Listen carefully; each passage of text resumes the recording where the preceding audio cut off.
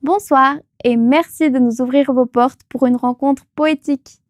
Un peu de douceur dans un monde brut. Installez-vous confortablement. Bon sabbat chez vous, saison 8 commence maintenant.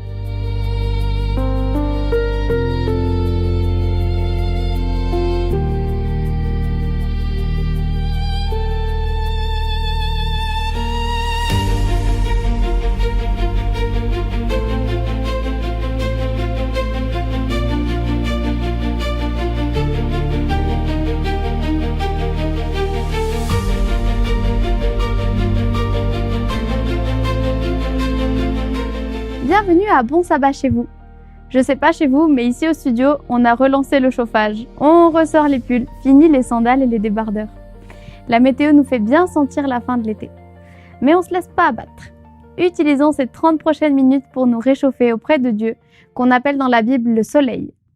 Laissons-nous atteindre par ses rayons. C'est parti!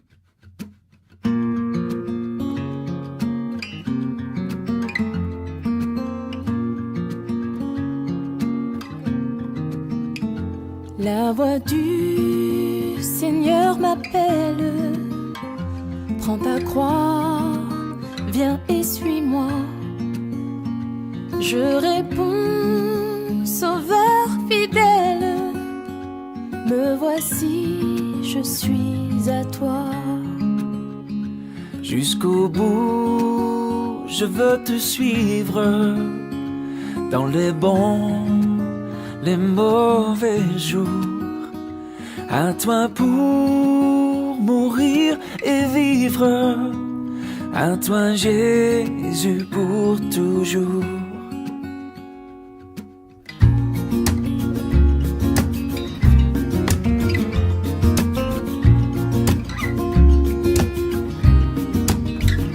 Jésus donne grâce et gloire pour le suivre pas à pas. Avec lui, joie et victoire, paix et bonheur ici-bas. Oh, Oh, jusqu'au bout, je veux te suivre dans les bons, les mauvais jours. À toi pour mourir et vivre, à toi Jésus pour toujours.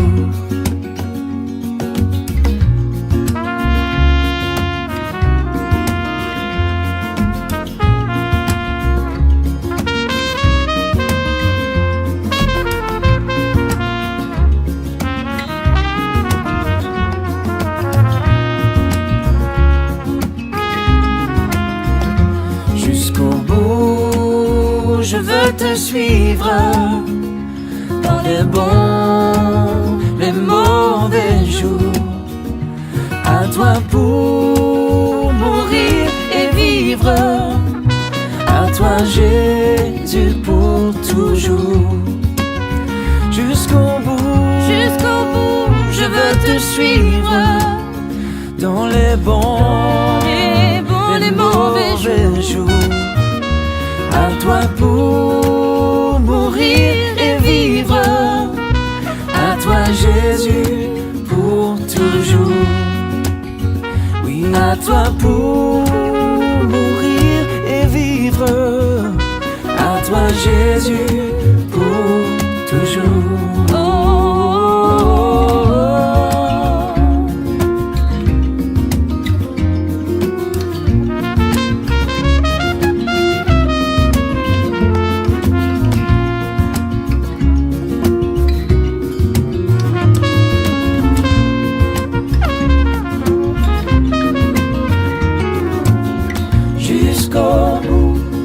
Je veux te suivre, coûte que coûte. Je veux te suivre jusqu'au bout. Je veux te suivre, coûte que coûte. Je veux te suivre.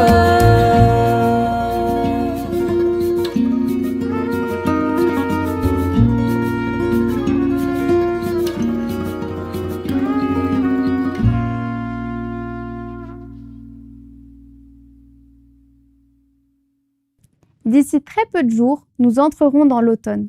Nous allons changer de saison. Nous glissons doucement de l'été et ses chaleureux rayons du soleil à la grisaille de l'automne, les feuilles qui tombent des arbres fatigués. Ça, c'est extérieurement. Et intérieurement, à quelle saison êtes-vous? Nous aimerions tous vivre des étés interminables, dans nos cœurs et dans nos pensées. Mais la vérité, c'est que c'est pas évidemment le cas pour personne. Nous endurons tous à un moment ou à un autre des automnes ou même d'effroyables hivers à l'intérieur de nous. Aujourd'hui, le message s'adresse à tous ceux qui vivent des luttes internes, qui doutent sur le comportement à adopter, voire qui se retrouvent confrontés à des ennemis. Ce message s'adresse donc à nous tous qui vivons ou auront à vivre ce passage à vide un jour. À vide vraiment? Écoutons et remplissons-nous de la parole de Dieu tout de suite.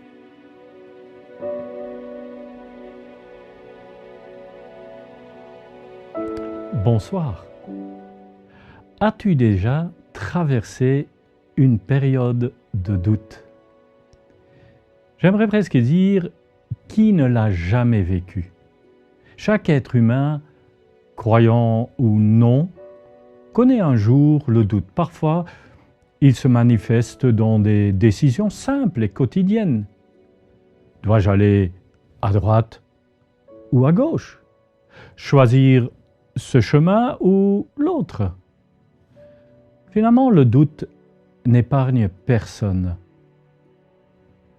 Dans le lexicon of psychology, le doute est défini comme un sentiment d'incertitude concernant ses propres capacités et ses propres valeurs. C'est aussi un état d'hésitation ou d'incertitude à propos de ses croyances, de ses jugements ou de ses actions. Il peut naître d'un manque d'informations, de preuves contradictoires ou encore de convictions opposées qui s'entrechoquent. Le doute se manifeste ainsi dans divers domaines. Il peut être moral, religieux, intellectuel. Ce n'est pas seulement l'athée ou le sceptique qui doute, mais parfois aussi le croyant fidèle. Une personne qui aime Dieu de tout son cœur peut se retrouver confrontée à une situation qu'elle ne comprend pas. Qui n'a jamais regardé autour de soi en disant « Pourquoi le mal semble-t-il triompher? Pourquoi ceux qui vivent sans Dieu, eux, ils réussissent, alors que moi qui m'efforce de rester fidèle à Dieu, moi je traverse des épreuves. » Le psaume 73 est justement une prière qui nous emmène dans une lutte intérieure et profonde. C'est Asaph, le psalmiste, qui confesse sa crise de foi. Mais ce psaume n'est pas seulement le récit d'un doute. Il est surtout le témoignage d'un cheminement intérieur qui va conduire à une foi renouvelée. Le psaume s'ouvre par une affirmation claire et forte. Oui, Dieu est bon pour Israël. Voilà une vérité que tout croyant connaît et répète. Dieu est bon, Dieu est amour, Dieu est juste. Et ça aussi, c'est le fondement de la foi d'Asaph. Mais ce qu'il voit autour de lui semble dire le contraire. À peine a-t-il affirmé cette certitude qu'il confesse aussitôt sa fragilité. Il dit d'abord « Oui, Dieu est bon pour Israël », pour ceux qui ont le cœur pur. Comme s'il annonçait déjà que cette bonté de Dieu se manifeste pleinement et seulement pour ceux qui marchent droit et qui ne doutent jamais. Et l'on devine peut-être entre les lignes que c'est justement pas trop son cas à lui. Et il continue justement dans les versets 2 et 3, en avouant qu'il a failli perdre pied. Quant à moi, pour un peu, mes pieds allaient s'écarter du chemin. Il s'en est fallu de peu que mes pas ne glissent, car j'étais jaloux. Jaloux de ceux qui font les fiers en voyant la prospérité des méchants.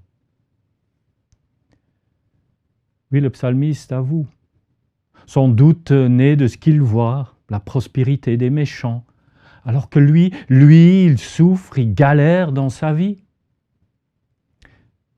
Cela le rend même jaloux.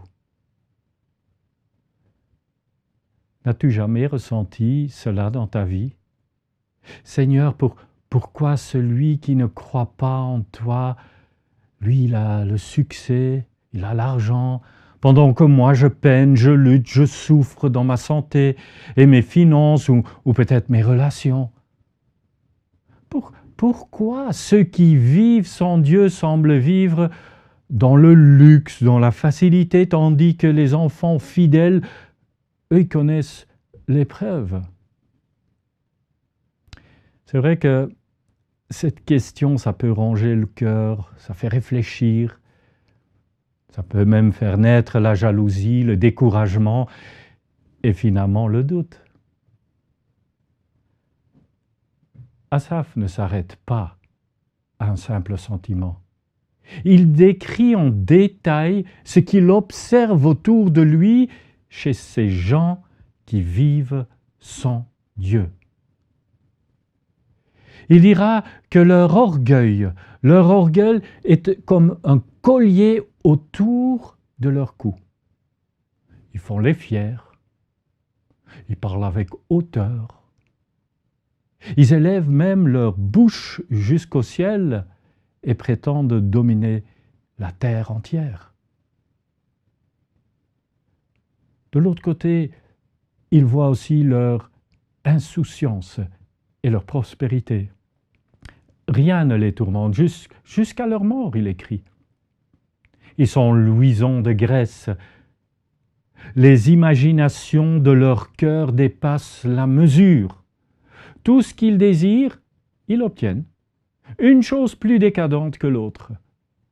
Rien ne semble les toucher. Il observe également leur indifférence, leur violence, qu'il compare à un vêtement qui les enveloppe. Ils oppriment, il va écrire tout cela. Ils écrasent, ils raillent ceux qui les entourent. Et finalement, ils constatent leur influence sur la foule qui les admire et qui les suit. Les gens boivent leurs paroles. On les considère presque comme des dieux, en mettant en doute l'existence du vrai Dieu. Comment Dieu saurait-il, disent-ils? Y a-t-il de la connaissance chez le Très-Haut? Et finalement, Asaph conclut. Ainsi sont les méchants. Toujours tranquilles, ils accroissent leur richesse. Voilà ce que nourrit le doute du psalmiste, comme si Dieu laissait aller le monde sans s'inquiéter de lui. Le doute naît, chers amis, souvent quand la réalité semble contredire la bonté de Dieu.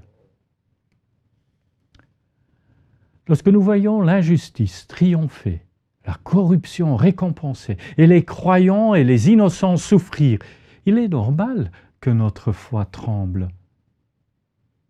Mais dans ces moments, Dieu nous invite à venir à lui avec nos questions.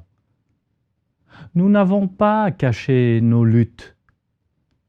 Elles ne surprennent pas le Seigneur. La Bible ne les ignore pas non plus. Elle nous montre justement, au contraire, qu'il est bon de tout déposer dans la prière. Une prière sincère, même marquée par nos doutes, est une prière que Dieu entend et qu'il accueille. De nombreux croyants avant nous sont passés par ces combats. David, dans ses psaumes, a souvent osé dire son désarroi. Cette injustice devient justement pour Asaph une véritable épreuve de foi. Il se demande si sa fidélité envers Dieu a encore un sens. C'est donc en vain que j'ai purifié mon cœur et que j'ai lavé mes mains dans l'innocence. Chaque jour, je suis frappé. Tous les matins, mon châtiment, il est là. La fidélité à Dieu paraît ici inutile pour Asaph, car elle semble lui apporter plus de souffrance que de bénédiction. On entend presque dans ses paroles un reproche. Est-ce que cette réflexion t'a déjà traversé l'esprit? Mes chers amis, ce n'est pas la fin de l'histoire de ce psaume 73. Le tournant se trouve au verset 17. Mais avant cela, nous découvrons le combat intérieur qu'Asaph mène. On pourrait dire, ça cogite dans sa tête. Il va dire, si je disais, je vais parler comme eux, je trahirais tes fils. J'ai donc réfléchi pour comprendre cela. Ce fut pénible à mes yeux. On voit ici qu'il mène ce combat intérieur. Il réfléchit, il cherche à comprendre, à donner des réponses concrètes et logiques pour apaiser ses doutes. Mais tant qu'il reste enfermé dans son raisonnement, il ne trouve aucune réponse. Il va dire « ce fut pénible à mes yeux ». Et puis vient le verset 17. Là, il va dire « c'était pénible à mes yeux jusqu'à ce que j'arrive au sanctuaire de Dieu ». Voilà le tournant décisif, chers amis, le moment où il se reconnecte à Dieu, à son Père, et là, tout bascule. Ce que le psalmiste ne pouvait pas résoudre par ses propres réflexions devient clair dans la présence de Dieu. Le sanctuaire est le lieu de la rencontre, de la communion, de la révélation. Là, le doute se dissipe, non pas parce que la réalité elle a changé, mais parce que son regard, le regard d'Asaph, a changé. Et là, Asaph réalise que la prospérité des méchants est éphémère. Leur bonheur n'est qu'une illusion passagère, va-t-il dire. Il va même dire qu'ils sont placés sur un sol glissant. Leur chute est soudain et il compare même cela avec un rêve qui s'efface quand on se réveille. L'orgueil, la violence, l'arrogance ne mènent pas à la vie, mais à la chute. Quand nous sommes troublés, nous aussi nous cherchons souvent des réponses logiques, mais le doute se dissipe rarement par nos arguments personnels, intellectuels. C'est seulement dans la prière, l'adoration, chers amis, la contemplation de Dieu que notre regard va et peut changer. Et une fois de plus, non pas parce que la réalité devient soudain plus simple, mais parce que nous voyons les choses à travers les yeux de Dieu.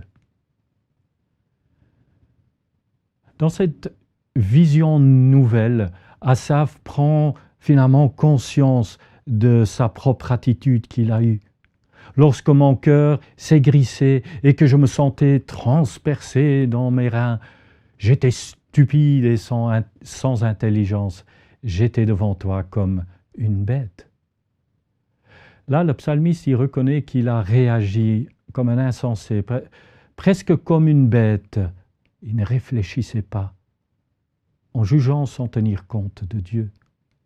En d'autres mots, excuse-moi Seigneur, mais j'ai douté sans réfléchir. Asaph comprend maintenant que même au milieu de ses doutes, Dieu ne l'a pas abandonné. Dieu le tenait fermement par la main, comme un père tient son enfant qui chancelle. Asaph écrit « Cependant, je suis toujours avec toi. Tu m'as saisi la main droite. Tu me conduiras par ton conseil, puis tu me recevras dans la gloire. » N'est-ce pas magnifique? Et de là va jaillir une belle confession de foi. Qui d'autre ai-je au ciel, dit Asaph. En dehors de toi, je ne désire rien sur la terre. Ma chair et mon cœur s'épuisent. Dieu sera toujours le rocher de mon cœur et ma part. Quelle conclusion! La doute a laissé la place à la confiance. La jalousie et l'amertume ont été remplacées par une certitude. Dieu sera toujours le rocher de son cœur. C'est-à-dire, Dieu est devenu son bien le plus précieux. Et ce ne sont plus les richesses de la terre qui comptent à ses yeux. Oui, la vie ne se résume pas à ce monde. L'espérance éternelle change tout. Au lieu de s'attarder sur l'injustice, le psalmiste contemple la fidélité de Dieu. Il ne voit plus le verre à moitié vide, mais il le voit à moitié plein. Asaph termine ainsi. « Quant à moi, m'approcher de Dieu, c'est mon bien. J'ai choisi pour abri le Seigneur Dieu afin de raconter toutes tes œuvres. » On dirait que le doute est devenu un tremplin vers une foi plus profonde qui trouve son bien suprême en Dieu seul. Chers amis, peut-être traverses-tu aussi une période de doute. Peut-être regardes-tu le monde autour de toi et tu te dis « Où est la justice? Où est la bonté de Dieu ?» Mais justement, le psaume 73 nous rappelle que le doute peut être confessé honnêtement. Dieu n'est pas surpris par nos luttes. Comme Asaph, nous pouvons déposer nos questions devant lui. Dieu préfère que notre prière soit sincère et remplie de doutes à peut-être des paroles peut-être pieuses, mais creuses. Le doute ne se dissipera pas par nos arguments intellectuels.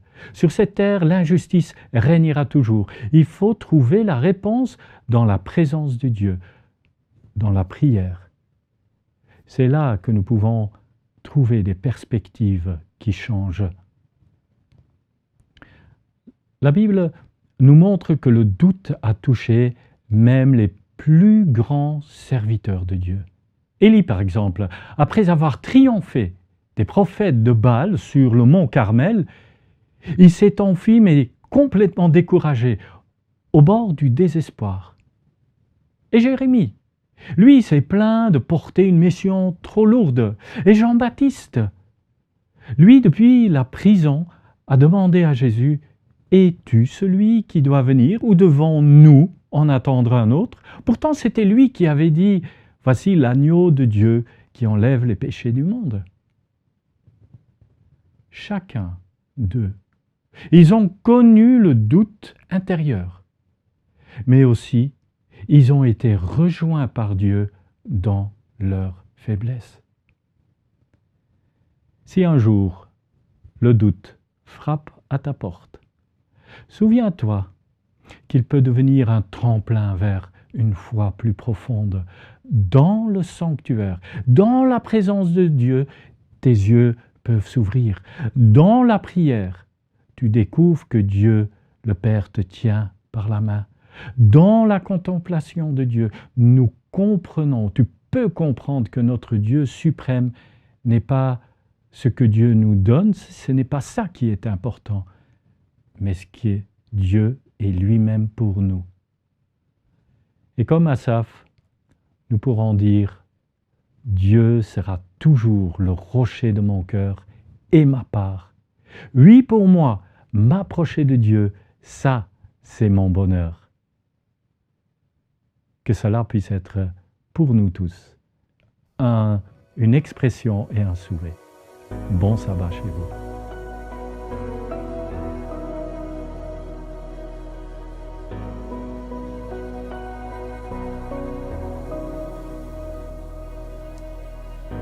J'ai chassé en vain les trésors de ce monde. L'âme vide, le cœur brisé.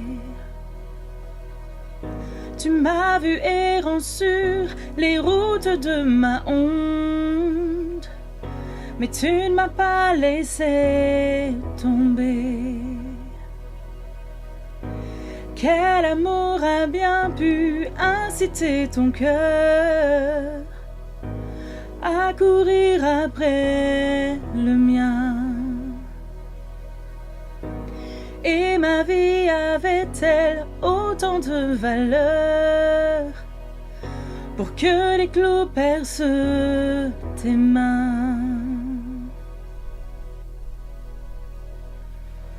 Tu m'aimes malgré mes circonstances et mes offenses, tu m'aimes. Au prix de ta vie et sans répit, tu m'aimes. Tu t'es offert, bras grands ouverts. Oh mon Dieu, tu m'aimes.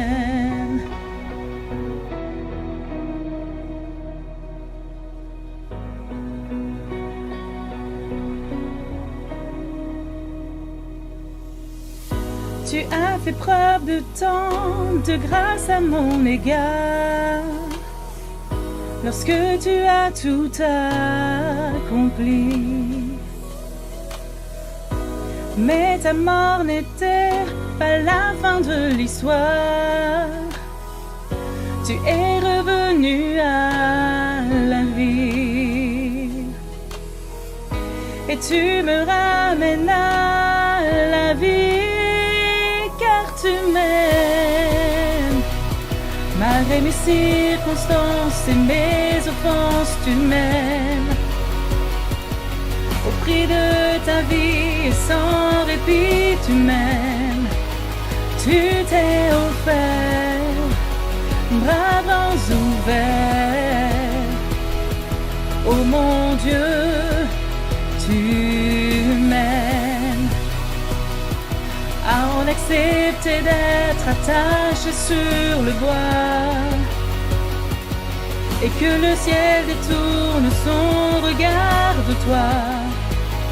Tu t'es battu pour moi, Jésus.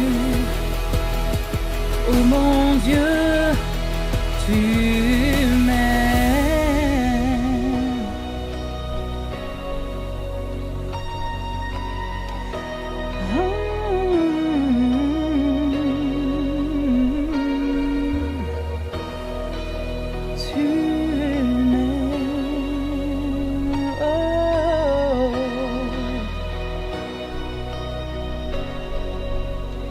Ni la mort, ni la vie, le présent ou l'avenir ne peut dérober mon cœur de l'amour de mon Sauveur. Dans les hauts, dans les bas, je le sais et je le crois. Rien ne pourra m'éloigner de toi. Ni la mort, ni la vie, le présent ou ni l'avenir ne peut dérober mon cœur de l'amour de mon sauveur. Dans les hauts, dans les bas, je le sais et je le crois. Rien ne pourra m'éloigner de toi, ni la mort, ni la vie, le présent ou l'avenir ne peut dérober mon cœur de l'amour de mon sauveur. Dans les hauts, dans les bas, je le sais et je le crois. Rien ne pourra m'éloigner de toi. Rien ne pourra m'éloigner de toi.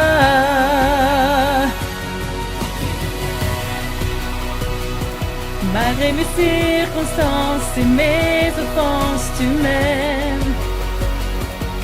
Au prix de ta vie et sans répit, tu m'aimes. Tu t'es offert, ma bras ouverts. Oh mon Dieu, tu m'aimes.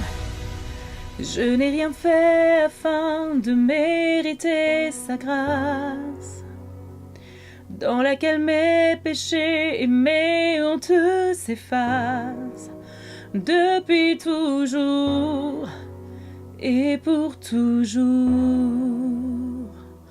Oh mon Dieu, tu m'aimes.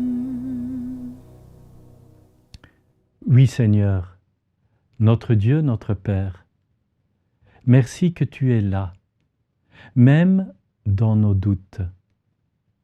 Merci que tu nous tiens la main, même si on regarde autour de nous et on ne comprend pas ou on ne sait pas expliquer l'injustice dans ce monde. Oui Seigneur, notre Dieu, notre Père, sois auprès de nous, même dans ces moments difficiles. Et merci que tu es là et que nous pouvons toujours entrer dans ta présence et que en toi nous pouvons avoir un autre regard sur cette vie ici sur terre, qu'au-delà, il y a des choses beaucoup plus importantes et magnifiques, c'est-à-dire la vie éternelle, Seigneur. Oui, Seigneur, merci pour tout cela et que tu puisses nous accompagner tout au long de notre vie, dans les moments forts, mais aussi dans nos moments faibles, que tu sois auprès de nous. Amen. Tu me conduiras par ton conseil, puis tu me recevras dans la gloire. Faites vôtre l'affirmation du psaume 73. Quand ce jour de sabbat, vos yeux s'attachent à regarder non pas la grisaille de votre vie, mais l'éblouissant amour de Dieu pour vous, et qu'ainsi vos doutes s'accompagnent de louanges pour entrer dans sa gloire. Je vous invite à partager cette vidéo à tous ceux de votre entourage qui pourraient en avoir besoin cette semaine. Diffusons ensemble cette bonne nouvelle. Et d'ailleurs, merci à tous ceux qui contribuent de différentes manières, et notamment financièrement, à la mission d'Espoir Média. Merci pour tous les dons reçus via DonorBox. Merci pour tous vos likes et vos partages qui contribuent à la diffusion de la parole de Dieu. On se retrouve vendredi prochain pour étudier le psaume 88 avec Daniela Gelbrich, spécialiste de l'Ancien Testament. D'ici là, je vous souhaite une bonne soirée et un bon sabbat chez vous.